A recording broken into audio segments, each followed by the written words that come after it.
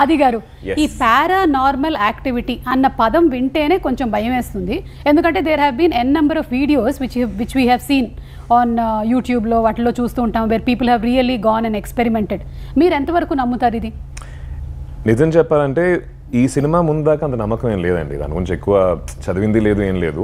ఎప్పుడైతే నేను స్క్రిప్ట్ తీసుకొచ్చి ఇచ్చారో, కొంచెం మీరు చెప్పినట్టు ఆ వీడియోస్ రీసెర్చ్ మెటీరియల్ మొత్తం ఇచ్చి చదవమని చెప్పారు. అది చదివిన తర్వాత వీడియోస్, గౌరవ్ తివారీ అని చెప్పి ఒక ఆయన ఉన్నారు బాంబేలో, లైసెన్స్డ్ పారానార్మల్ ఇన్వెస్టిగేటరు. ఆయన వీడియోలు చూసి ఆయన రాసిన చదివి అని చూసిన తర్వాత మేబీ ఉంటాయేమో అని ఒక చిన్న నమ్మకం కలిగిందండి. ఎనర్జీస్ అనేవి మేబీ కన్నుకు తెలియకుండా ఏమైనా ఉన్నాయేమో.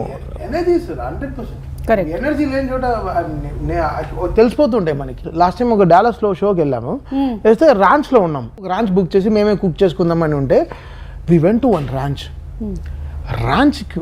రాంచ్కి వెళ్ళాము.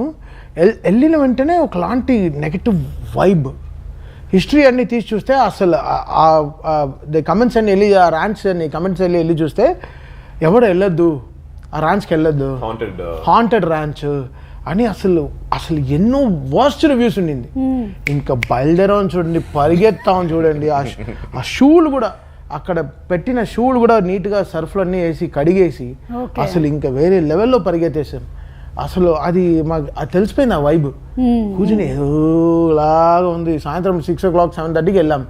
వెళ్ళి ఒక 45 minutesలో మాకు తెలిసిపోయింది ఇక్కడ ఏదో ఉంది. ఒక రూమ్ అయితే గబ్బు కొడుతుంది, అంటే పెద్ద హాల్ లాగే ఉంది, but it was smelling so bad. But క్లీన్గా ఉంది, రూమ్ క్లీన్ గా ఉంది. చూస్తే అబ్బా ఒక గోల్ఫ్ ఆడదాం, లేకపోతే టేబుల్ టెన్నిస్ ఆడదాం, బిలియర్డ్స్ టేబుల్స్ అన్నీ ఉంది. But it was thinking so bad.